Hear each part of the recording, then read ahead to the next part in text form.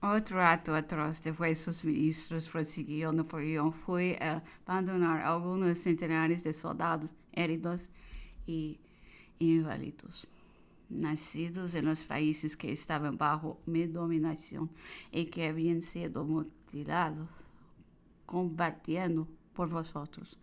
Lo abandonasteis en las costas de Holanda, donde, según las leyes vigentes debían ser juzgados y fusilados dentro de las 24 horas por haber llevado las armas contra su país. Cuando me dieron aviso de semejante atrocidad y que querían juzgarlos, dejadlos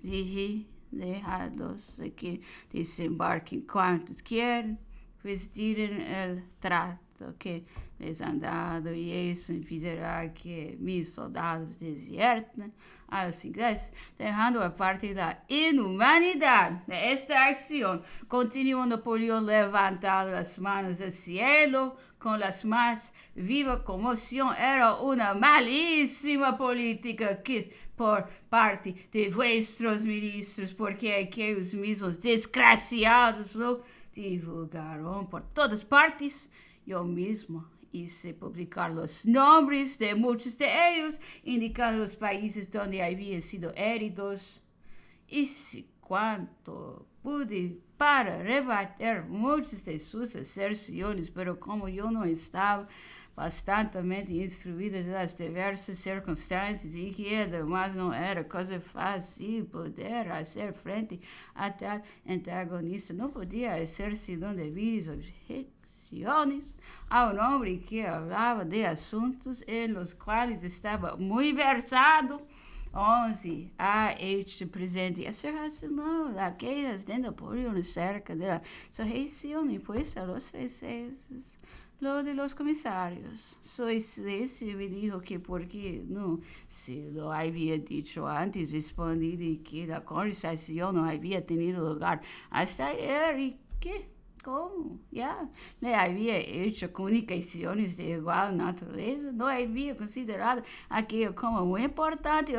Retome que essa relação era de grande interesse porque a conversação havia sido depois de sua resposta às observações relativas a dichas surreições. Añadiu que a principal causa de las oposições de los franceses era ser o rei Cockburn, quien me motu propio y contra las instrucciones que tenía, había tomado sobre sí el conceder mucha más libertad y un espacio para pasearse sin escolta mucho mayor del que tenía derecho de conceder, que esto era opuesto a sus instrucciones y que a su llegada había quedado sorprendido de la conducta de Sir Cockburn. También habló largamente de la carta que Madame Bertrand había escrito al Marqués de Montchenu, carta que consideraba como una ofensa muy grave.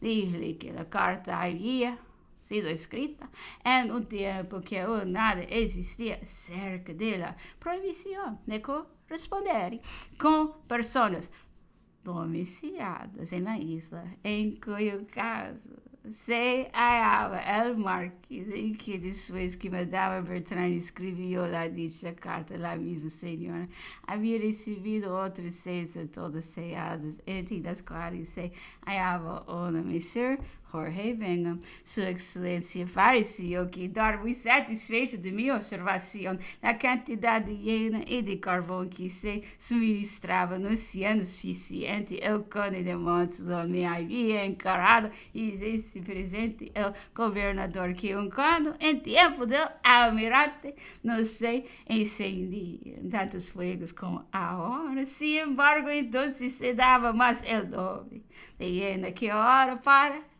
calentar-se, por cuya razão nascia já algum tempo que para dicho efeito se veían en la necesidad de tener que quemar tonales. También me suplicó que en caso de no querer ser Hudson aumentar la cantidad de llena concedida por el gobierno, quisesse dar sus órdenes ao proveedor de felicitar la que se necesitaba y que se la pagaría de su dinero propio.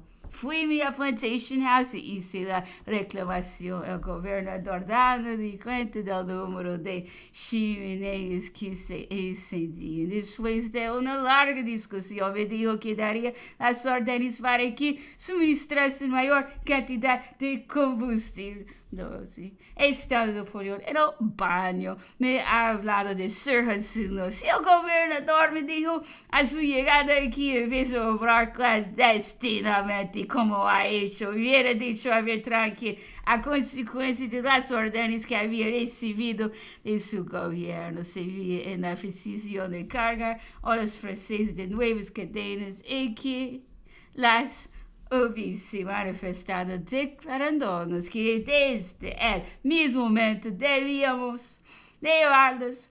Entonces yo habría dicho, he aquí un hombre que hace franca y abiertamente su deber, sin astucias ni rodeos.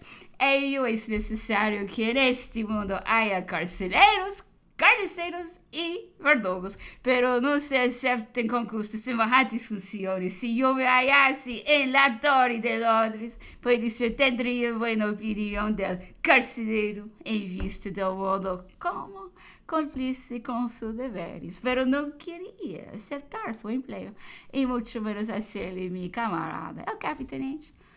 Había dicho a Madame Bertrand que con dificultad se hallaría para carcelero en todos los dominios ingleses un hombre peor que ese, y que pronto conocíamos quién era. En fin, lo pintó tal cual en efecto espero como criamos que quería atemorizarlo para que se resolviese a marchar de la isla con su familia. Supusimos que había exagerado la perversidad de tal hombre, aunque ya principiamos a apercebernos algún tanto de que decía la verdad.